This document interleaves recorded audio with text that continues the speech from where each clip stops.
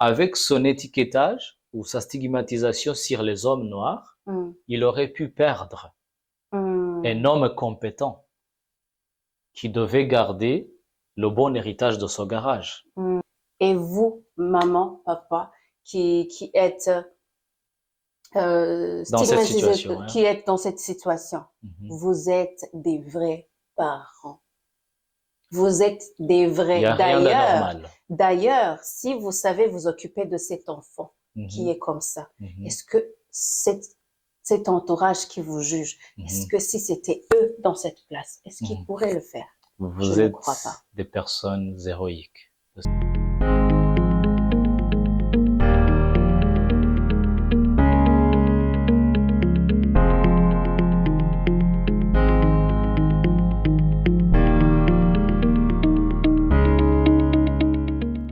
Salut, bien-aimés. J'espère que cette vidéo vous trouve bien portant. De mon côté, tout va à merveille. Toi aussi, chérie, j'espère. Ça va très bien, chérie, et Hum, merci. C'est un avec plaisir de te plaisir. retrouver, Hum. de vous retrouver aussi, bien-aimés qui nous suivez. C'est un plaisir de partager cette nouvelle vidéo avec vous. Nous espérons passer du bon temps avec vous et soyez tous les bienvenus. Faites comme chez vous et Mhm. que la paix soit avec tout un chacun. Et ne l'oubliez pas, c'est la paix qui est différente de la sécurité parce qu'elle Hum, vit à l'intérieur de nous, dans nos hum. cœurs, et alors qu'elle reste éternellement en nous, en vous, et c'est ce que nous souhaitons pour tous. Amen. Amen. Amen. Aujourd'hui, on va voir comment la stigmatisation ou l'étiquetage peut être une des barrières Mhm. du progrès dans la vie de tous les jours. Mhm. Ce n'est pas seulement une barrière à celle ou celui qui est étiqueté ou stigmatisé, mais Mhm. celui aussi qui va stigmatiser, Mhm. le stigmatiseur, si je dirais Oh, comme wow. ça, Des mots compliqués un peu. lui aussi, ça peut Ouais. être une barrière Mhm. du progrès dans sa vie. Ouais, Chérie. très important. Ouais, c'est très important de le Mhm. savoir. Mhm. Parce que après tout, ce qu'on va envoyer, c'est ce qu'on va semer. Mhm. Ça va nous revenir aussi d'une C'est ce autre qu'on va manière. récolter, C'est donc. ce qu'on va récolter. Mhm. C'était juste Mhm. une parenthèse. Ouais. Chérie, Mm. c'est quoi en fait une stigmatisation ou l'étiquetage pour toi? Merci, chérie. C'est un sujet très énorme qui nous concerne dans la vie de tous les jours. Mais avant qu'on dise quoi que ce soit, je voudrais juste poser une question Mhm. à tout le monde. Mhm. Avez-vous déjà été stigmatisé ou Mhm. étiqueté d'une certaine manière? Avez-vous déjà été considéré Mhm. d'une certaine manière qui est différente de votre être réel? Mhm. Est-ce que ton peuple, ou peut-être ton appartenance, ou tes origines, a-t-il ou ont-elles été étiquetées d'une certaine manière? Mhm. Et si oui, comment vous étiez-vous senti? Mhm. Et si oui encore, comment vous en êtes-vous sorti de ces situations? Ok. Parce que nous savons combien parfois c'est compliqué. Mhm. J'essaie de poser la question pour qu'on essaie tous de s'oppositionner Mhm. sur un Dans la même pied, voilà, dans situation la de... situation, Ok. avant de définir. Je Mhm. pense que même par ces questions, vous avez déjà compris ce que peut être la stigmatisation. Mhm. Et dans les mots simples, Mhm. il s'agit seulement du fait de coller une étiquette Mhm. sur un individu Mhm. ou sur un groupe de gens, Un groupe ça, d'individus. ou un Ouais. groupe d'individus. Mhm. Ça peut être toute une nation ou un pays. Ça Mhm. peut être un groupe de gens d'une certaine appartenance Ça qui ont, peut être une famille ça aussi. peut être une famille. Mhm. Ça peut être par rapport au genre, donc en d'autres mots, au sexe, par exemple, Mhm. féminine ou Mhm. masculine. Mhm. Donc, masculin. Mhm. Donc, c'est ce fait de coller un panneau sur une personne ou Carrément des un panneau. individus, Mhm. selon ce qu'on veut Mhm. ou selon ce Ses qu'on, voilà, ses croyances, ses croyances, ses comportements, comportements, mhm. ce qu'on a vécu peut-être Mais d'une aussi, manière mais négative. surtout d'une manière négative et qui est souvent loin de la réalité. Voilà. Oui, en fait, ça peut aussi être Mhm. pas trop loin de la réalité. Ah oui, oui, c'est vrai. Par exemple, si je vois, il y a certaines personnes qui sont stigmatisé Mhm. de, disons, handicap. Mhm. Ou déjà, handicap, c'est pas le bon mot, Mhm. normalement, non. C'est une différence, en fait. C'est la faiblesse dans le vocabulaire, Oui, alors. c'est une déficience, ou je dirais. Ouais. Donc, je vois que telle personne n'est pas comme moi. Mhm. Il ne vit pas, non, il n'a pas les membres du Mhm. corps Mhm. complets comme moi. Mhm. Et du coup, je vais le dévaloriser. En fait, Mhm. stigmatiser, il y a des dents, le fait de ne pas donner la valeur à cette Mhm. personne. Voilà. Donc oui, tu as vu que, d'après toi, tu as vu que il n'a pas les membres que toi, la même chose que toi. Il Mhm. n'a pas la même couleur que toi, mais en fait, il a sa valeur, Mhm. lui aussi. Si je me permets d'ajouter quelque chose, c'est Bien que sûr, chérie. la stigmatisation aussi peut reposer. Tu viens de parler du fait de dévaloriser, Hum, mais ça peut aussi être lié à l'ignorance oui. qu'on a de l'autre. Hum, Donc, si on n'a pas assez de connaissances sur mhm, quelque chose, hum, on risque de le nommer ou de l'appeler comme on veut, ou de le hum, traiter comme on veut, hum. parce qu'on ne la connaît pas, on ne le connaît pas. Donc, c'est aussi l'ignorance, la stigmatisation. Tu peux nous donner, nous montrer comment, dans un exemple, bien Mhm. sûr, donc qui est Concret, voilà, c'est vrai. compréhensible et Mhm. concret, comment celui qui va stigmatiser, il va Mhm. aussi être bloqué d'une manière ou d'une autre dans sa vie. Ou en d'autres mots, si nous Mm. revenons au titre ou à la définition, comment ça peut être une grosse ou une grande barrière au progrès de l'humanité dans les relations Oui, ou dans d'autres domaines.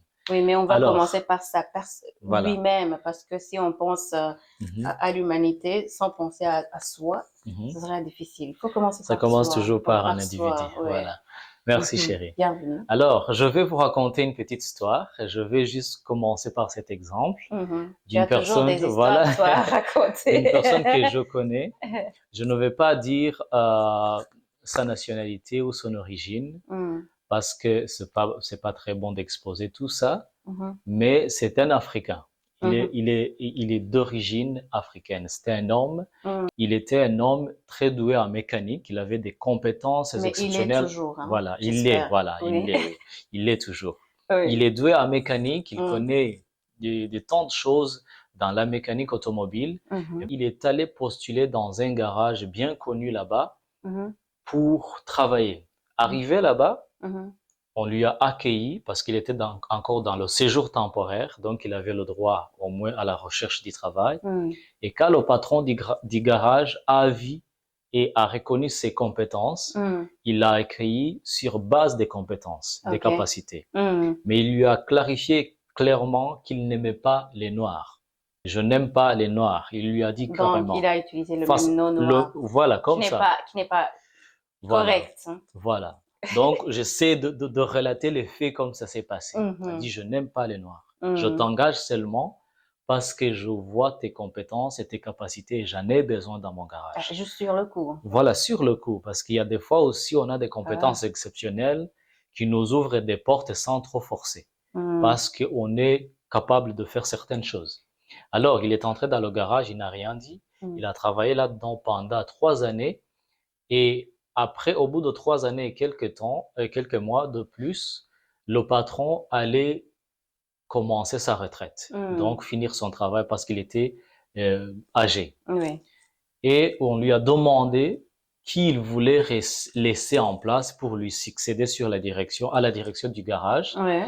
Et il a dit cet homme-là, donc cet homme africain, en d'autres mots. Mm.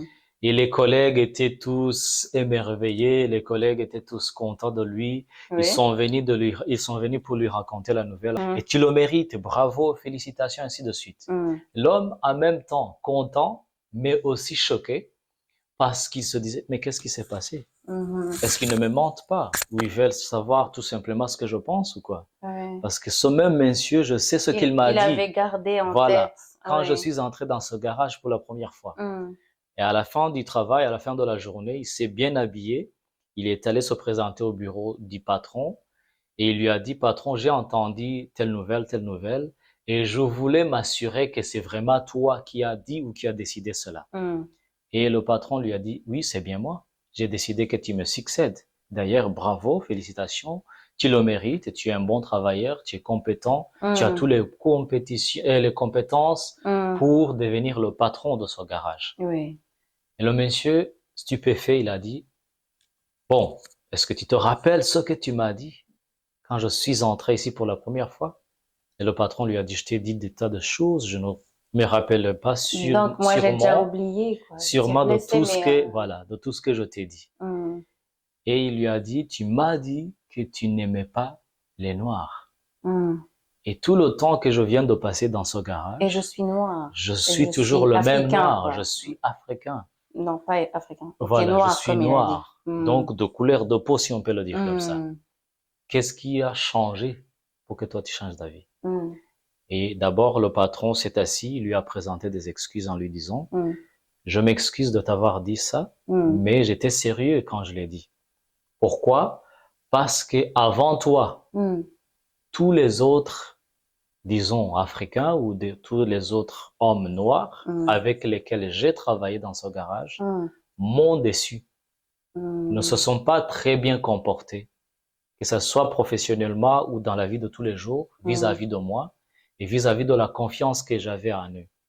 Mais toi, quand tu es venu, et avec tout ce temps qui vient de passer, que nous avons passé ensemble, m'a fait changer d'avis. Tu m'as prouvé le contraire. Ça m'a fait prendre la décision que je viens de prendre, de te laisser à la place de la direction de ce garage. Et tu le mérites bien. Et pour clôturer, je te présente toutes mes excuses. C'est une chouette histoire qui se termine très bien. Voilà, c'est une très belle histoire. Moi, ça m'a fortement inspiré. Heureusement qu'il a changé, qu'il a demandé pardon, qu'il a changé d'avis. Mais comment le fait d'étiqueter l'homme, cet ouvrier, comment aurait été une barrière pour lui? Voilà, avant que je réponde à la question, je voudrais dire que celui qui code d'étiquette, ou le stigmatiseur en d'autres mots, souvent a aussi raison de le faire. Il a ou elle a ses propres raisons. Ça peut commencer par ses expériences, ce qu'il a vécu avec les gens, ce qu'il a enduré dans sa vie qui peut lui pousser à penser comme ça, à coller des étiquettes. Mais le problème, c'est que ce n'est pas la bonne attitude. Donc, on doit être toujours raisonnable. Raisonnable, ça veut dire juste au milieu de la réalité et choisir le bon côté des choses. Et ne pas mettre tout le monde dans un carton. Alors, si nous revenons à l'exemple, alors, ce patron aurait pu perdre un bon employé, un bon travailleur. Un bon successeur. Un bon successeur. Qui est très difficile à trouver. Parce que quand on a fondé une entreprise, quand on a bâti quelque chose financièrement ou dans d'autres domaines, on ne veut pas que ça s'éteigne, on ne veut pas que ça s'arrête, on veut que ça continue, que ça grandisse. Et donc, avec son étiquetage ou sa stigmatisation sur les hommes noirs, il aurait pu perdre un homme compétent qui devait garder le bon héritage de ce garage, ou toutes les belles performances qu'ils avaient eues auparavant. Et c'est un bon atout pour le garage, pour les collègues, pour le pays aussi dans lequel ils sont. Vous voyez? Donc, s'il était resté dans sa stigmatisation et qu'il ne s'était pas au moins donné cette chance de le prendre, il l'aurait perdu complètement. Mais quand même, il a très bien fait parce qu'il s'est quand même donné le temps. La chance, Il s'est donné la chance, comme tu viens de le dire. Il s'est donné le temps de voir. Voilà, j'ai vu quand même. Il s'est donné, c'est la chance. Donc, voilà, je donne l'opportunité quand même. Voilà. Parce que je vois qu'il a quelque chose à donner. Je lui donne l'opportunité, même si je l'aime pas. Donc, je le dis carrément au premier rendez-vous. Imaginez-vous si quelqu'un vous dit je vous aime pas, je t'aime pas au premier rendez-vous. Ça peut être peut-être pour un autre sujet, un autre jour, mais justement, il a bien fait. Mais beaucoup de gens n'arrivent pas à se donner ces moyens.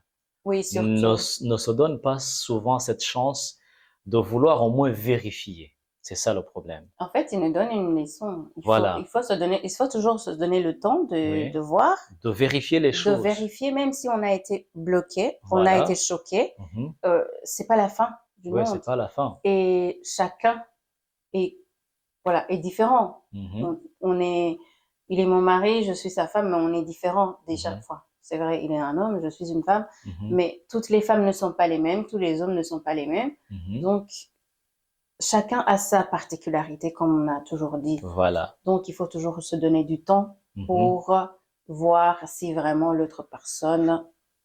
Voilà, donc si je suis le stigmatiseur, celui qui colle d'étiquettes, ça me permet de perdre des relations importantes, par exemple. Comme ce patron, je viens de le dire, il aurait pu perdre un homme parfait pour le travail. Et pour la direction aussi. Parce qu'il ne l'avait pas seulement choisi pour le travail de la mécanique, mais aussi pour la direction. Donc ça veut dire qu'il combinait toutes ses compétences, ses qualités. Et une autre chose que je peux ajouter en passant, c'est que il a pu découvrir que ce qu'il avait mis dans sa tête, je vais dire le patron, était faux. Donc, tout, c'est un mot absurde, c'est abstrait. Quand on dit tout, tout le monde, tous les gens, tous les hommes, toutes les femmes, toutes les filles, tous les garçons. Généralisation, en fait. Voilà, la généralisation, c'est aussi une sorte de stigmatisation, si on peut le dire comme ça. Sauf que la généralisation n'est pas toujours mauvaise, négative. négative. Et donc, il aurait pu peut-être continuer à vivre sa vie en pensant que tous les Africains sont comme ça. Imaginons alors si plus tard il rencontre un Africain à qui il pouvait faire du bien, ou avec qui il pouvait entretenir de belles relations et travailler ensemble. Il ne l'aurait pas pu faire. Il n'aurait pas pu faire ça. Pourquoi? Parce qu'il a mis en tête que les hommes noirs, les Africains, sont comme ça, irresponsables peut-être, ou malhonnêtes. Et donc, en faisant cela, en stigmatisant, on se bloque en fait, on se ferme les portes. On ne se donne pas l'occasion de découvrir d'autres horizons. On ne se donne pas l'occasion de découvrir d'autres possibilités qui seraient différentes de ce qu'on a déjà vécu. J'aime souvent dire que la vie d'une personne est subdivisée en 3 grandes catégories ou parties. Ce n'est pas une invention, c'est connu, c'est quelque chose de très simple. Il y a le passé, il y a le présent, il y a l'avenir, voilà, le futur. Le passé, on la connaît. Et le passé est passé. Le présent, on y vit aujourd'hui. Et le futur, on ne connaît pas ce qui va venir. Mais donc la seule connaissance, voilà. On peut le préparer aujourd'hui. Voilà, on peut le préparer. Voilà. Juste pour prévenir. Donc la seule connaissance qu'on possède réellement sur le temps, sur les choses, c'est dans le passé. Donc il reste d'autres choses à découvrir. Alors quand on stigmatise, on ferme toutes ces portes. Voilà. Moi, je vais donner un exemple qui est un peu différent du tien. Oui, ça, c'était vraiment un très bon exemple sur le progrès. Mais revenons un peu sur la famille, par exemple. Parce qu'on sait qu'on peut être stigmatisé de handicap. Disons une famille, prenons un exemple d'une famille qui a un enfant qui est malade, qui est différent des autres. Parfois, on ne stigmatise, on ne colle pas l'étiquette seulement sur l'enfant, mais sur les parents aussi et les frères et sœurs. Genre, pour dire que comme si cette famille ne vaut plus rien, comme si cette famille a eu le malheur aussi.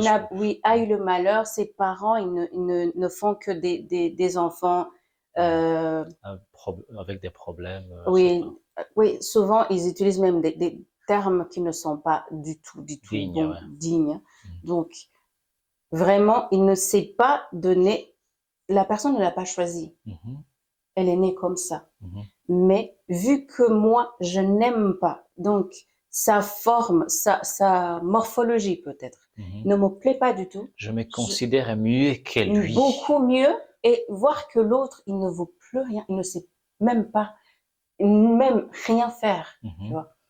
Pas seulement lui, mais tout le monde, donc tout le ménage, toute sa famille. J'imagine la douleur. Donc là, on va parler sur la personne qui est stigmatisée. J'imagine la douleur de cette famille, la douleur de cet enfant, la douleur de ses parents, ses frères et sœurs qui sont en train d'endurer des préjugés, des préjugés ou des jugements qui ne sont pas basés sur cette personne. Mais en plus, ce qui est mal, quand on est en train de coller l'étiquette, on ne veut pas coller et garder ça pour nous-mêmes. On veut que ça soit pour tout le monde. Je dois te le dire, tu sais, telle personne, cette famille, en fait, ils ont un problème. En fait, ils vont jamais avancer, tu sais. Ils vont jamais avancer avec cet enfant. Ils seront jamais heureux avec cet enfant. Déjà, cet enfant, il va jamais, peut-être dans 2 ans, parce que lui, il est incapable. Oui. Il est incapable, il peut pas. Donc, il y a plein d'exemples. Ça blesse le cœur. J'imagine cette famille ça tue les sentiments, oui, les émotions et tout et ça. souvent, donc, cette famille va vouloir se renfermer. Si c'est les voisins, disons, toute la rue qui les voit comme ça, déjà, même s'il y a une personne qui ne les stigmatise pas, ils vont croire que c'est tout le monde qui le voit comme ça. Donc, ça va donner un sentiment d'amertume dans leur vie, comme quoi ils ne sont pas acceptés. Donc, on est rejeté. Voilà. Ils vont sentir ce rejet. Ils vont se renfermer. Ils vont même pas sortir, vous savez. On reste enfermé à la maison, à l'intérieur. On ne prend même pas de l'air. Et ça fait mal. Ouais. On se tue intérieurement. Ouais. En fait, celui qui est étiqueté va se sentir mal à l'aise, sa vie va rester, lui-même, plus on parle du mal de lui, il va croire qu'il est comme ça. Peut-être il y a ses parents qui vont croire que c'est toujours comme ça. Ouais. Et même, ils vont même arrêter de mettre au monde. Et pire encore, si peut-être si un enfant, parmi d'autres qui sont soi-disant normaux, il va aussi se sentir coupable comme s'il avait offensé Dieu. Il y a des gens qui finissent par dire « Oh Dieu, oh Seigneur, qu'est-ce que j'ai fait pour mériter ça ?» Et ça rend la vie difficile. Amère. Il y a aussi ceux qui vont se suicider, chérie. Ils décident voilà, de toutes les façons, je ne vaux rien, de toutes les façons... Voilà, il y a même des couples qui décident de se séparer carrément, de divorcer parce que... Voilà, lui, donc il va commencer à croire, si par exemple c'est entre nous, et je vais croire c'est mon mari la cause, parce que celui qui va étiqueter, il va trouver plein de justifications. Si tu lui donnes le temps de te parler, il va te dire ces raisons qui ne sont basées sur rien. Donc, juste sur sa façon erronée de voir les choses. Voilà, de voir la vie, et vu que le cœur est déjà faible, donc on va d'abord croire, on va essayer de croire avoir les mêmes croyances que ceux qui nous jugent. Et voilà, dû le fait de vouloir se suicider, se faire du mal, s'isoler de la population, s'isoler de... L'isolement, c'est le premier pas. Le repli sur soi-même, voilà. Et voir que la vie, il n'y a pas... La perte de confiance aussi. Voilà, on perd tout. Il y a tellement de choses. On perd tout. Donc, franchement, c'est pas du tout bon de juger les autres, de les coller des étiquettes. C'est toujours possible pour cette famille. S'il y a cette famille qui est aujourd'hui, si on est en train de parler, qui se sent jugée, qui ne sait plus, qui commence à croire ce que l'entourage est en train de dire. Je vais vous dire que vous êtes unique.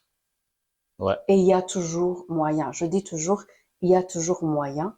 Il y a toujours de l'espoir. Voilà. Croyez en vous. Croyez en vous. C'est vrai, vous êtes différent de l'autre qui vous le dit. Vous êtes différent de votre entourage. Voilà, c'est ça, voilà. C'est ça que la vie a plusieurs formes différentes. Mais chaque forme de la vie mérite d'être vécue. Oh, ok. Voilà. Vous pouvez voir que vous n'avez peut-être pas de jambes.